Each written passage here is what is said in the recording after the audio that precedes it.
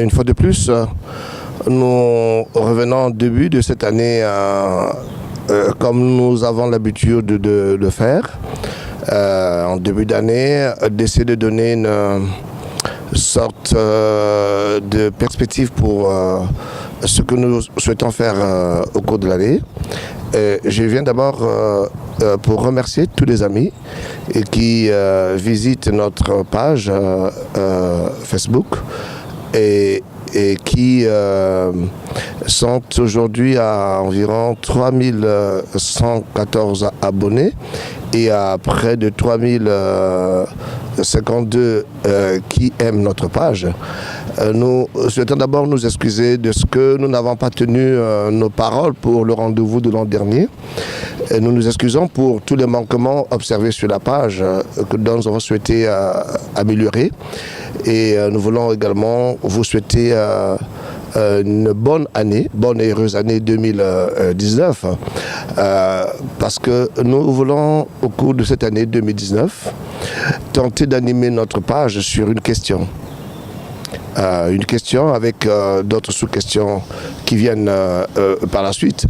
Nous souhaitons parler pourquoi le monde est-il en colère ?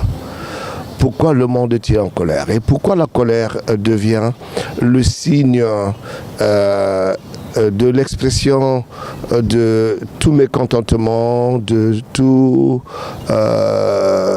langage, de toute expression, que ce soit dans le monde, que ce soit dans l'Église, que ce soit partout, le monde est en colère. Pourquoi le monde est en colère? En colère contre qui? En colère pourquoi? En colère pourquoi? Et pour obtenir quoi? Qui détient la vérité aujourd'hui? Et qui possède la vérité? Et qui croit emmener tout le monde vers la vérité? Qui? Et en pensant à ce sujet, j'ai eu à l'idée, pour ceux qui ont pu lire l'évangéliste Billy Graham, il avait écrit un livre, Le Monde en flammes. Et c'est comme si cette époque décrite par Billy Graham revient. C'est un peu comme on parlait de la période de la révolution, où il y avait beaucoup de révolutions avec tout ce qui s'est passé à cette période. Mais aujourd'hui, c'est le monde en colère. Et nous voulons partager cette année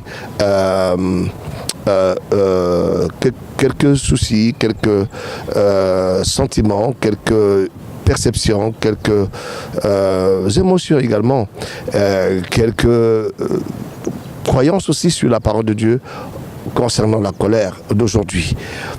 Ne peut-on pas dire que Christ revient bientôt?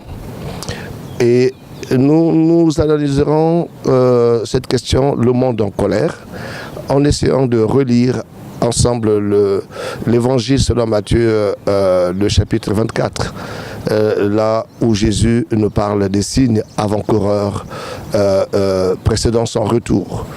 Et nous allons examiner aussi à la lumière de la parole de Dieu pourquoi le monde est-il en colère. Une fois de plus, merci. Et merci pour ceux qui vont s'abonner cette année. Je ne les connais pas encore, mais merci pour ceux qui vont. Et merci pour ceux qui vont demeurer. Et merci pour ceux qui veulent que nous puissions marcher ensemble.